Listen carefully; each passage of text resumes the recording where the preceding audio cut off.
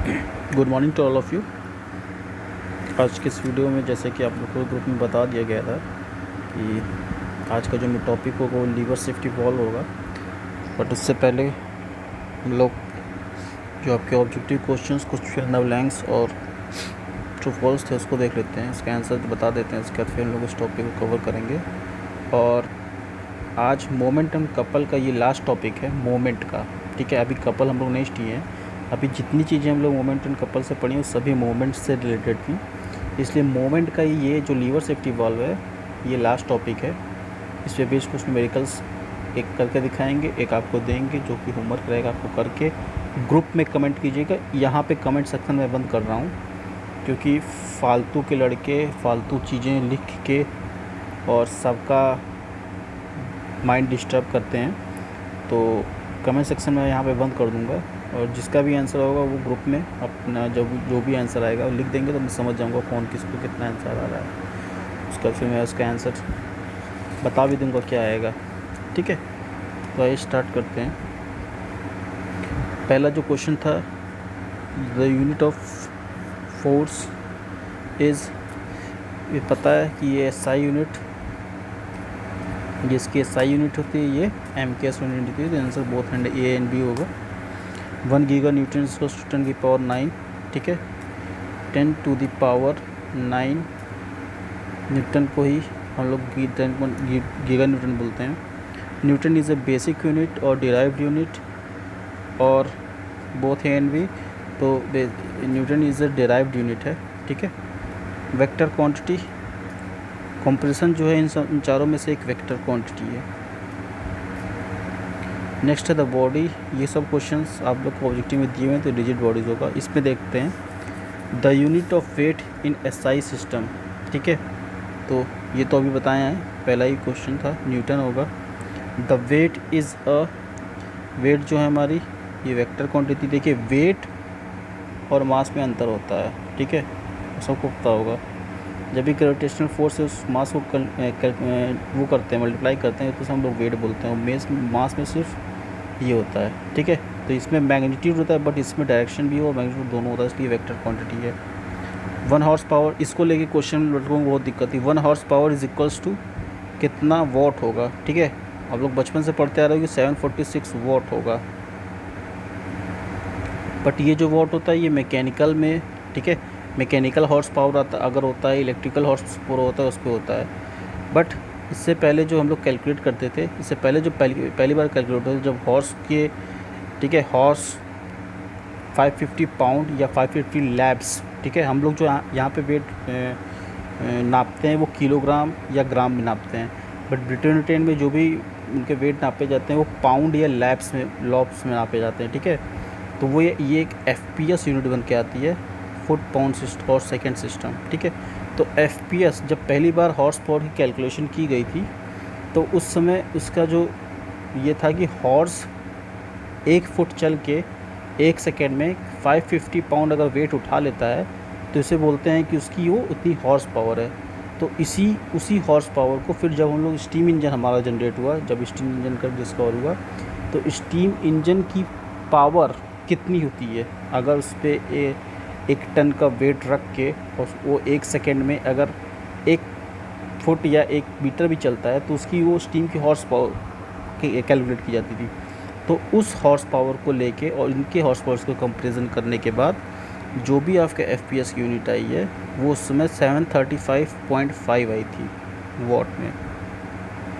But this unit system is used in Britain, ठीक है। तो इंडिया में जो यूज़ होता है वो MKS सिस्टम या CJ सिस्टम या SI सिस्टम है, तो उसके हिसाब से मेरा 746 वाट होगा, ठीक है। अगर ऑप्शन में आपको 746 दिया है सिर्फ, तो आप 746 लगाएंगे। अगर ऑप्शन में 746 ना देके 735.5 दिया है, तो आप 735.5 लगाएंगे। और अगर दोनों दिया हुआ है तब आपको 735 वाट लगाना पड़ेगा। वो डिपेंड करता है, क्वेश्चन में भी हो सकता है वो मैकेनिकल हॉर्स पावर लिखा हो या इलेक्ट्रिकल हॉर्स पावर लिखा हो। तो अगर मैकेनिकल हॉर्स पावर या इलेक्ट्रिकल हॉर्स पावर लिख के आए तो आप 746 ही लगाना।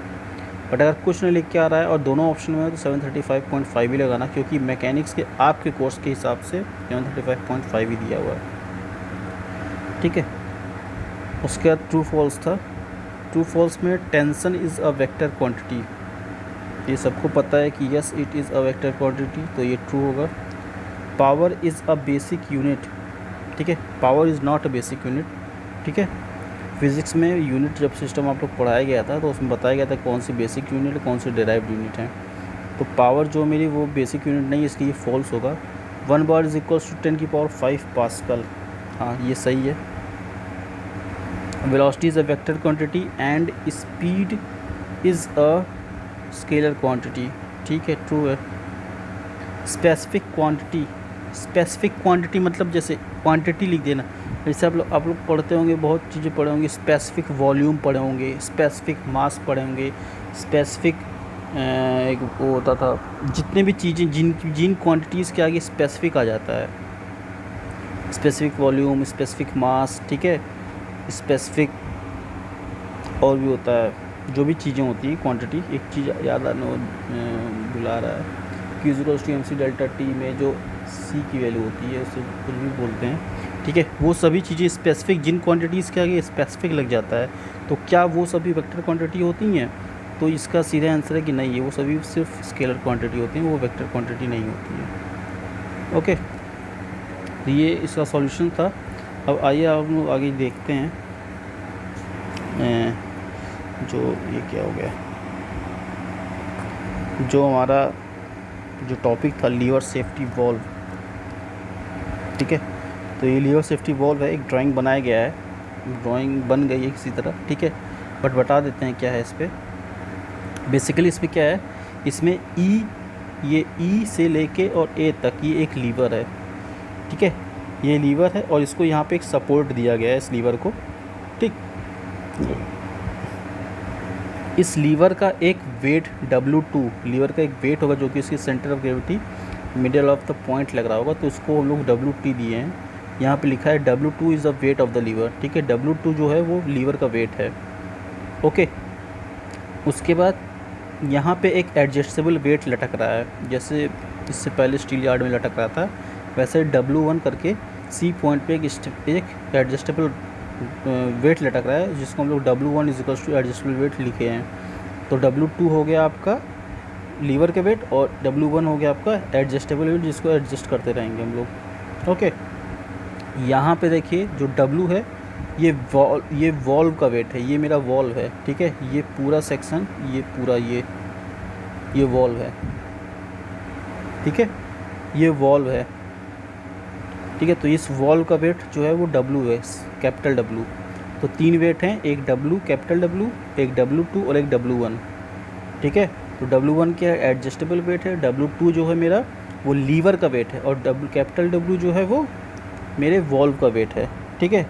उसके बाद नीचे यहाँ पे देखिए एक रिएक्शन फोर्स लग रहा है, यहाँ पे फल्क्रम है, ठीक है, ये पॉइंट मेरा E जो है वो फल्क्रम है, तो यहाँ पे एक रिएक्शन फोर्स लगेगा क्योंकि ये हिंज जॉइंट है, ठीक है, सपोर्ट जॉइंट है, तो यहाँ पे एक रिएक्शन फोर्स लगेगा जिसे हम लोग कैपिटल R से दिखाए हैं, ठीक है, फल्क्रम पे लग रहा है। उसके बाद देखिए एक यहाँ पे प्रेशर लग रहा है P। अब ये प्रेशर क्या है, ये एक्चुअली लीवर सेफ्टी वॉल्व होता क्या है, तो ये पहले मैंने कंस्ट्रक्शन बता दिया आपको क्या है। लीवर सेफ्टी वॉल्व क्या होता है, ये valve, this valve is come into operation, लिखना चाहें लिख सकते हैं, मैंने इस बार नोट्स नहीं बनाया है, तो लिख लें आप लोग, देखो धीमे धीमे करके बोल देते हैं, तो एक पैराग्राफ का नोट्स आपका बन जाएगा। तो ये कंस्ट्रक्शन जो था पहले बता दिया कि कंस्ट्रक्शन कैसे होगा, उसके बाद मैंने इसका कुछ प्रिंसिपल्स लिख लीजिए, उसके बाद फिर इसका वर्किंग बताएंगे कैसे वर्किंग होती है, ठीक है। तो लिख लो पहले, the lever safety valve is come into operation when the pressure in the boiler exceeds the working pressure. ये एक डिवाइस है जो कि एज ए बॉयलर्स में माउंटिंग्स, ठीक है, बॉयलर माउंटिंग्स के रूप में या एक्सेसरीज़ के रूप में यूज़ की जाती है, जो कि एक सेफ्टी वॉल्व होता है कि अगर बाई चांस देखो ये यहाँ पे जो होता है, ये चीज़ें जो हैं, जो ये मेरा बॉयलर है, ठीक है, बॉयलर में स्टीम जनरेट होता है, सबको पता है स्टीम जनरेट होगी, बट स्टीम का जो नॉर्मल प्रेशर है, जो वर्किंग प्रेशर है, उस वर्किंग प्रेशर से अगर ज़्यादा स्टीम बॉयलर के अंदर जमा हो जाती है तो खतरा क्या हो जाता है, खतरा बढ़ जाता है बॉयलर के विस्फोट होने का, बॉयलर के फटने का। तो जो हमको वर्किंग जो वर्किंग प्रेशर हमको चाहिए, जो वर्किंग प्रेशर चाहिए उससे ज़्यादा अगर स्टीम जनरेट हो जाती है तो ये लीवर वाल्व क्या करता है, ये लीवर वाल्व उस एक्स्ट्रा स्टीम को एक्सपेल करता है, बाहर निकाल देता है। कैसे निकालता है, यहाँ से यहाँ से यहाँ से, ये सभी जब जो भी इसका प्रेशर होगा वो एक्सीड कर जाएगा उसके वर्किंग प्रेशर से, तो ये जो लीवर होता है ये ऊपर की तरफ, ठीक है, ये ऊपर की तरफ उठ जाता है अपने आप, ऑटोमेटिकली ये ऊपर की तरफ उठ जाता है, ठीक है। और इससे जो extra pressure, extra steam generate हुई है वो स्टीम एक्सपेल करके बाहर निकल जाती है, और फिर लीवर जैसे ही उसकी वर्किंग प्रेशर आता है फाइंड हो जाता है, फिर वो ये जो वॉल्व है ये अपने आप नीचे एडजस्ट हो जाती है, ठीक है। ये लीवर सेफ्टी वाल्व है, नाम से ही लग रहा है कि लीवर सेफ्टी वाल्व, एक सेफ्टी वाल्व है जो कि क्या करता है, एक्स्ट्रा जो स्टीम जनरेट हो जाती है या एक्स्ट्रा प्रेशर क्रिएट हो जाता है उस एक्स्ट्रा प्रेशर को रिमूव करता है by throwing out steam outside the boiler, ठीक है।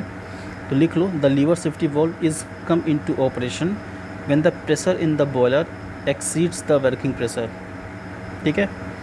उसका लिखो, this valve is automatically open, this valve is automatically open when the steam pressure in the boiler, this valve is automatically open when the steam pressure in the boiler exceeds the normal working pressures,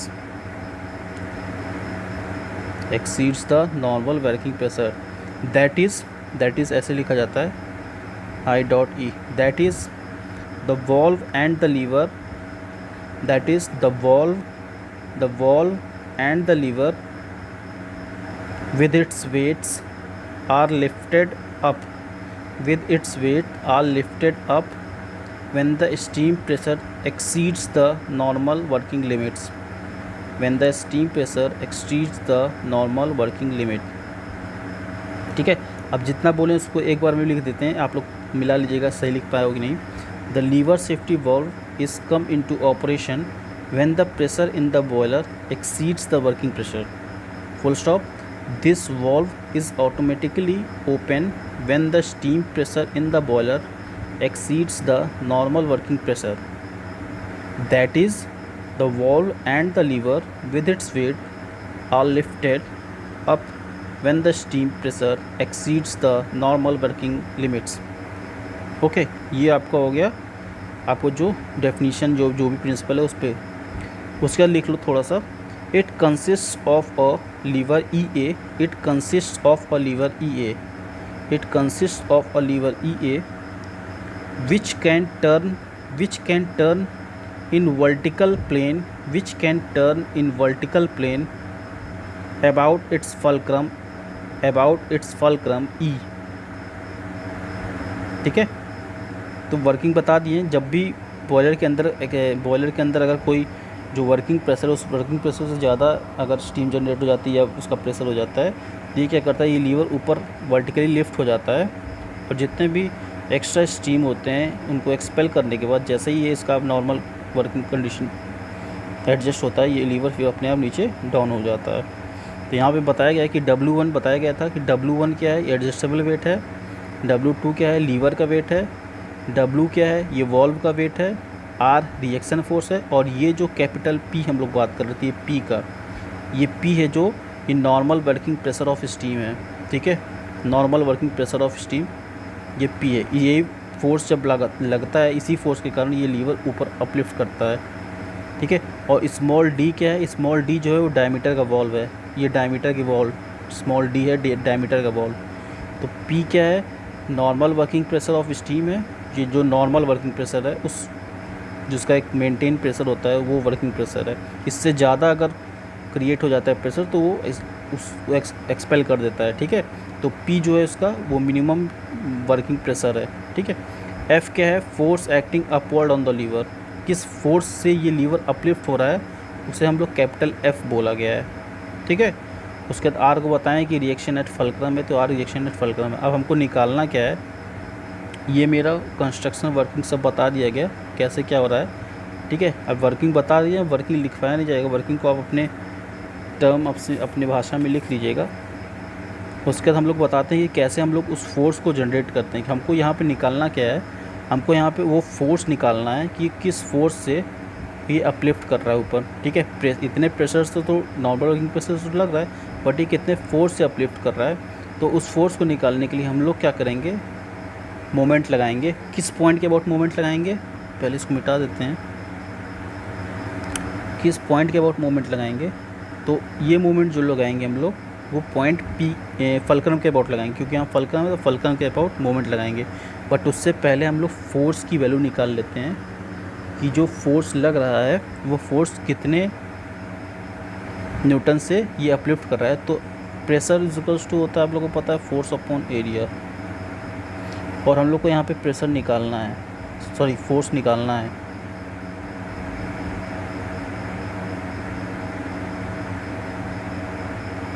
force निकालना है तो force is equals to हो जाएगा pressure into area. अब area में ये diameter small D दिया हुआ है, इसका मतलब ये सर्कुलर या सिलेंड्रिकल शेप का होगा। तो एरिया इसका क्या हो जाएगा, P इंटू π/4 डी स्क्वायर, ठीक है। सिलेंड्रिकल या सर्कुलर ही शेप रहेगा तभी होगा, क्योंकि अगर सिलेंड्रिकल रहता तो हाइट भी दी हुई होती, ठीक है। तो सर्कुलर शेप है इसलिए इसका एरिया πr² होता है, तो उस हिसाब से π/4 डी स्क्वायर हो जाएगा। तो यहाँ से हम लोग F की वैल्यू निकाल लिए हैं। अब हमको मोमेंट लगाना है, तो मोमेंट लगाइए अबाउट पॉइंट F। तो taking moment about point F, तो लो F के अबाउट जितने भी वेट हैं, पहले देखो कौन कौन से रिएक्शन फोर्स देखने हैं। कैपिटल W की बात करनी है, W2 की, W1 की, इधर P की और R की। तो F के अबाउट ले रहा है तो R की तो वैल्यू 0 हो जाएगी, वो तो हमको पता है। बट कैपिटल W कितना कैसे जा रहा है, क्लॉकवाइज जा रहा है ना, तो पॉजिटिव लेंगे हम लोग। तो कैपिटल W इंटू कितना डिस्टेंस, EB, ठीक है। ये पॉइंट B है मेरा, ये पॉइंट B है। तो W इंटू EB बोलो या BE बोलो, जो भी बोलना हो वो बोलो, क्लॉकवाइज जा रहा है।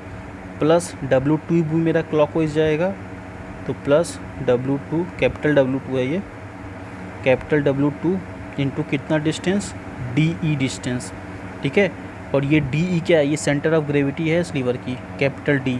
कैपिटल D जो है वो सेंटर ऑफ ग्रेविटी है लीवर की, ये ध्यान देना, क्वेश्चन में भी आएगा तो उसमें कन्फ्यूज़ ना हो जाना। तो D जो है वो सेंटर ऑफ ग्रेविटी है लीवर की, कितना डिस्टेंस है, W2 इंटू DE। W1 भी क्लॉकवाइज जा रहा है, तो capital W1 into CE is equals to, और कौन सी वैल्यू बची, P वाली वैल्यू बची, ये P, ठीक है। तो P क्या, देखो एंटी क्लॉकवाइज जा रहा है तो माइनस लगाएगा आगे, माइनस P इंटू कितना डिस्टेंस, B, और फलक्रम से ले रहा है ना, तो ये यहाँ पे जाएगा, कितना लग रहेगा, B इंटू E, तो P into B into E, ये हो गया। अब यहाँ से आप लोग कैलकुलेट कीजिएगा क्वेश्चन के हिसाब से, जो भी दिया रहेगा क्वेश्चन में W2, W1 दिया रहेगा तो प्रेशर बोलेगा तो प्रेशर निकालिएगा, कोई वेट दिया रहेगा तो कोई वेट निकालिएगा, ठीक है। आइए देखते हैं इस पर न्यूमेरिकल, एक न्यूमेरिकल है, इसको सॉल्व करते हैं। उसका देखते हैं वो न्यूमेरिकल क्या है। The weight of the rod of the safety valve is 40 Newton, ठीक है। अरे यार क्यों हो रहा है, तो जो रॉड है, ठीक है, wait of the rod of the safety valve is 40 Newton, ठीक है। तो जो रॉड, जो लीवर पे, ठीक है, लीवर पे जो वेट लटक रहा है उसकी जो वैल्यू दी है वो 40 न्यूटन दी हुई है। मतलब ये कैपिटल W2 की वैल्यू दिया है। एक पर फिगर बना लेते हैं, उस प्रकार फिगर था, ये ऐसे रॉड थी, यहाँ पे मेरा फलक्रम था, ये ऐसे था, ठीक है, ये ऐसे, सॉरी ऐसे, ये कुछ ऐसे प्रकार था, ठीक है। यहाँ पे ये था, नुकीला था, यहाँ पे एक एडजस्टेबल वेट W2 लटक रहा था, ये लीवर का वेट था W1, ये वॉल्व का वेट था W, यहाँ पे एक रिएक्शन फोर्स R था, ये पॉइंट कितना था, E था, ठीक है। ये पॉइंट कुछ भी मान लो, ये पॉइंट D था, ये पॉइंट बी था, ये पॉइंट सी था, ठीक है। यहाँ से एक प्रेशर लग रहा था पी। तो यहाँ पे देखो क्वेश्चन में क्या दिया हुआ है, the weight of the rod of a safety valve is 40 Newton.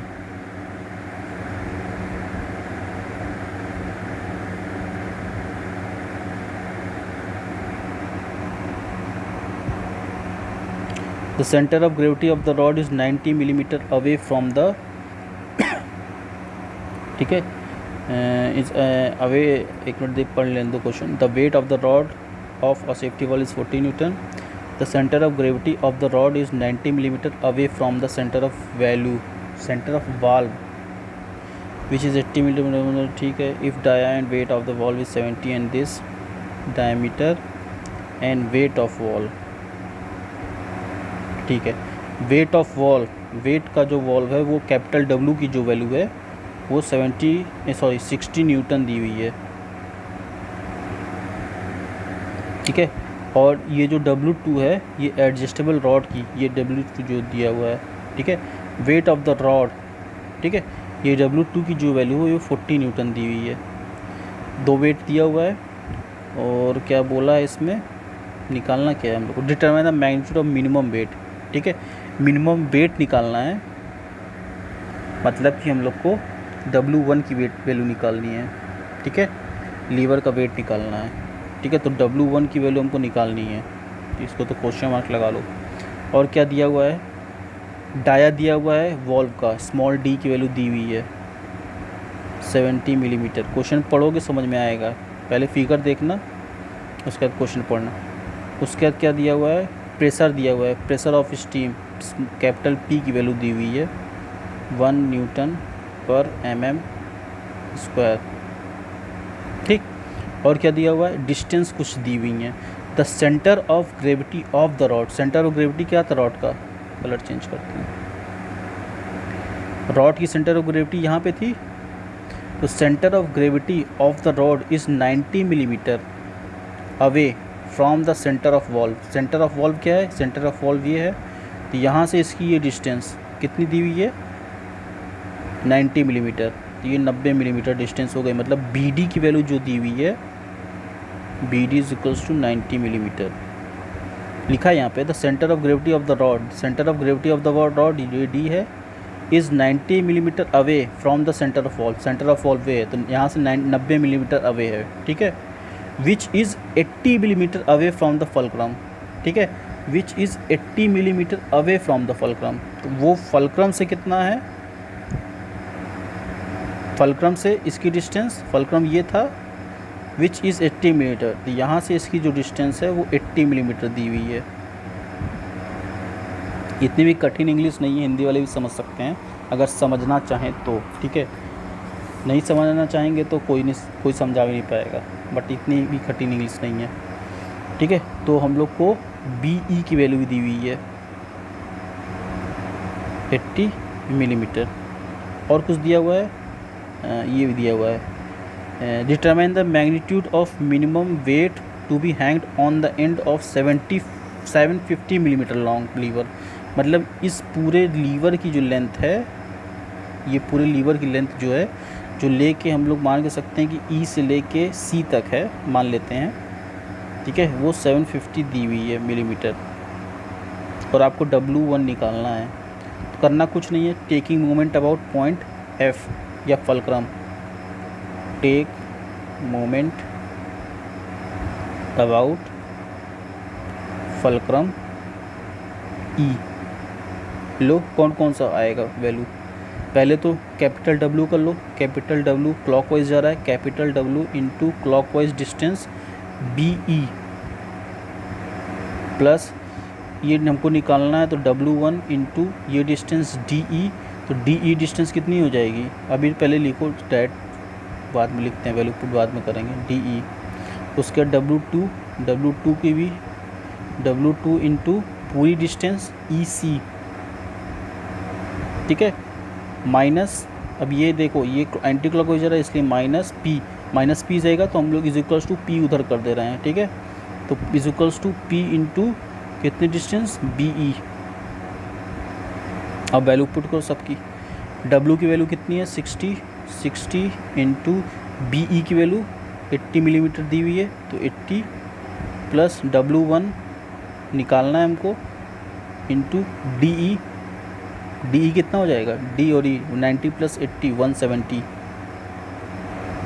Plus W2 मेरा 40 दिया हुआ है, तो 40 इंटू EC, ठीक है। पूरी लीवर का डिस्टेंस कितना है 750, और सब मिलीमीटर में, ध्यान देना।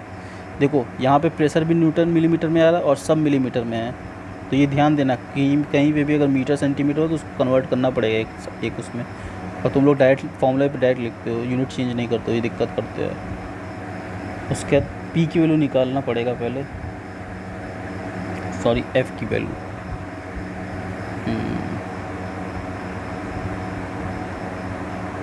ये प्रेशर निकालना पड़ेगा ना, ये F है, ये सॉरी ये प्रेशर लग रहा है ना, तो प्रेशर तो लग ही रहा है, बट हमको फोर्स निकालना रहता है किस फोर्स से अपलिफ्ट करेगी। तो ये फोर्स भी यहीं कहीं लगेगा ऐसे, क्योंकि उसी फोर्स से तो अपलिफ्ट करेगी, और उसका डिस्टेंस दिया हुआ है। तो F निकाल लेते हैं हम लोग।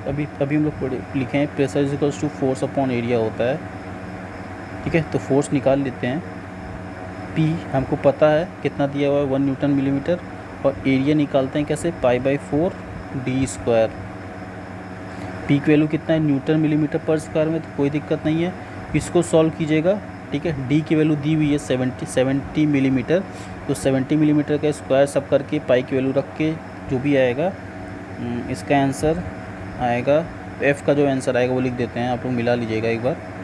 F का जो आंसर आएगा 3848.45 न्यूटन, ये F की वैल्यू आ रही है, ठीक है। अब यही F की वैल्यू यहाँ पे पुट करना पड़ेगा, F इंटू BE डिस्टेंस 80 दिया हुआ है।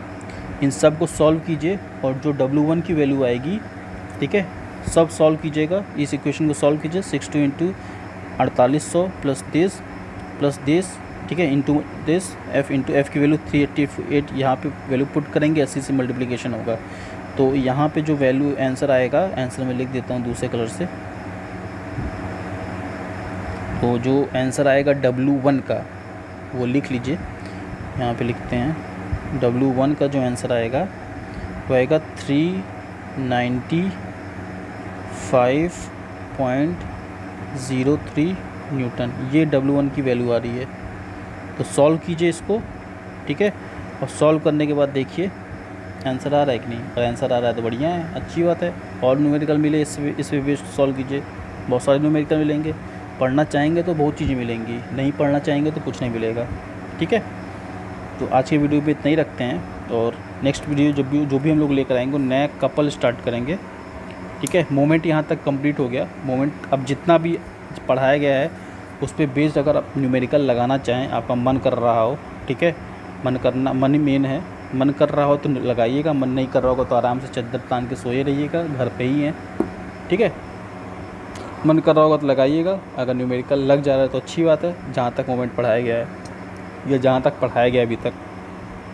और अगर फंस रहा है तो मैसेज कीजिएगा, ठीक है, न्यूमेरिकल कौन सा फंस रहा है। और ये नहीं कि उठा के एक्सरसाइज का क्वेश्चन दे दें या एग्जाम्पल का क्वेश्चन दे दें। सॉल्व कर रहे हो, किए हो, नहीं समझ में आ रहा है तो उसकी भी पिक हमको चाहिए। ये नहीं कि सुबह उठे आज सर से तो क्वेश्चन टाइप करके दे दिए सर को, ठीक है, वो नहीं चाहिए। सॉल्व किए हो, उसका सॉल्यूशन दिखाओ, कहाँ तक सॉल्व किए हो, उसके बाद कहाँ से फंस रहा है उसका मैं जवाब दूंगा। पूरा क्वेश्चन सॉल्व नहीं करूँगा, पूरा क्वेश्चन उसी का सॉल्व करेगा होगा जो सॉल्व करने के बाद कहीं पे फंस रहा होगा या कहीं आंसर इधर का उधर हो रहा होगा, तो उन लोग को किया जा सकता है हिंट, ठीक है। तो ऐसे बच्चे क्वेश्चन जो भेजें जो सॉल्व कर रहे हैं, और मुझको खुश करने के लिए मत भेजना, मैं समझ जाऊँगा कौन खुश करने वाला है कौन नहीं। क्योंकि जब सॉल्यूशन मांगूंगा, सॉल्यूशन नहीं दोगे तो तुम लोग इसका मतलब पता चल जाएगा कि तुम लोग नहीं सॉल्व कर रहे हो, ओके। तो सॉल्व कीजिए जितना भी, जहाँ तक भी मोमेंट पढ़ाया गया है। एक दिन ऑफ कर लीजिए क्लास, ठीक है, एक दिन क्लास नहीं लेते हैं।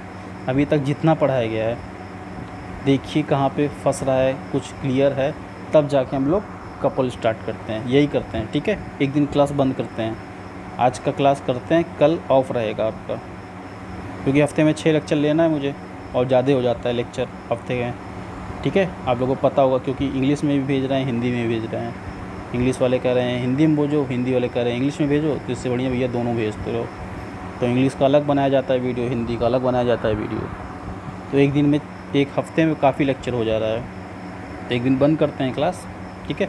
और एक पूरा समराइज़ कीजिए कहाँ कौन दिक्कत है, किस टॉपिक में प्रॉब्लम है, या कोई न्यूमेरिकल नहीं लग रहा है, या कोई चीज़ नहीं क्लियर हुई है, उसको देखिए और मैसेज कीजिए। अगले वीडियो में जो भी हम लोग का डाउट क्लियरेंस क्लास होगा उसमें हम उन चीज़ों को डिस्कस कर लिया जाएगा। और अगर कोई रिक्वेस्ट नहीं, कोई क्वेश्चन नहीं आता है तो हम ये मान के चलेंगे कि आप लोग पढ़ रहे हैं, एक्स्ट्राऑर्डिनरी स्टूडेंट हैं, अच्छी बात है, ठीक है। तो एक दिन ऑफ रखते हैं। अब ये हम लोग मुलाकात कब करेंगे? 18 में। आज कितना है? 16 है ना, तो आज 16 हो गया। अब 18 में मुलाकात करेंगे। 18 को 17 ऑफ रखता है। एक दिन पूरा लीजिए, देखिए क्या क्या दिक्कतें हो रही हैं, सॉल्व करने में क्वेश्चन सॉल्व हो रहे हैं कि नहीं। अब ऑब्जेक्टिव का मतलब ये नहीं है कि अगर एग्ज़ाम बोल दे कि ऑब्जेक्टिव होगा तो उसमें न्यूमेरिकल नहीं आएगा। हाँ, न्यूमेरिकल आएगा, लेकिन अब जो न्यूमेरिकल आएगा वो डायरेक्ट फार्मूला बेस्ड आएगा। और उसके लिए फार्मूला याद तो होना चाहिए, और फार्मूला ऐसे याद नहीं करने वाली चीज़ें कि बैठ के 2 दिन जपे फार्मूला याद हो गया। फार्मूला तब याद होता है जब न्यूमेरिकल लगाए रहते हो। न्यूमेरिकल लगाओगे तुमको पता चलता जाएगा कि इस न्यूमेरिकल के बेस पे कितने टाइप के क्वेश्चन बन सकते हैं। तो न्यूमेरिकल नहीं लगाओगे और फार्मूला याद किए रहोगे रट्टू टूटा की तरह, तो जब लगाने की बारी आएगी तो फार्मूला ही भुला जाएगा। और फार्मूला का जानते ही हो, एक चीज़ अगर यूनिट, एक डिराइव्ड यूनिट भी अगर इधर की उधर हो जाती है तो फार्मूला बिगड़ जाता है पूरा। तो ऐसा मत करो, न्यूमेरिकल लगाओ। न्यूमेरिकल लगाते लगाते आपको अपने आप क्लियर होता जाएगा क्या चीज़ें चल रही हैं, क्या चीज़ें नहीं चल रही हैं। मैकेनिक्स है ही न्यूमेरिकल का। थ्योरी तो उसको बताया कि बिना थ्योरी के आप न्यूमेरिकल कहाँ लगा पाओगे। तो थ्योरी भी लगाइए, थ्योरी भी पढ़ते रहिए और न्यूमेरिकल भी लगाते रहिए। जितना हो सकता है मैं अपनी तरफ से न्यूमेरिकल देता रहता हूँ, ठीक है। तो आज इस वीडियो में इतना ही कंप्लीट करते हैं। एक दिन कल आपको बंद करते हैं, ठीक है। 18 को मिलेंगे हम लोग, और अपने डाउट्स के साथ लेकर आइएगा। अगर कोई डाउट्स होगा मैसेज कर दीजिएगा टेलीग्राम ग्रुप में।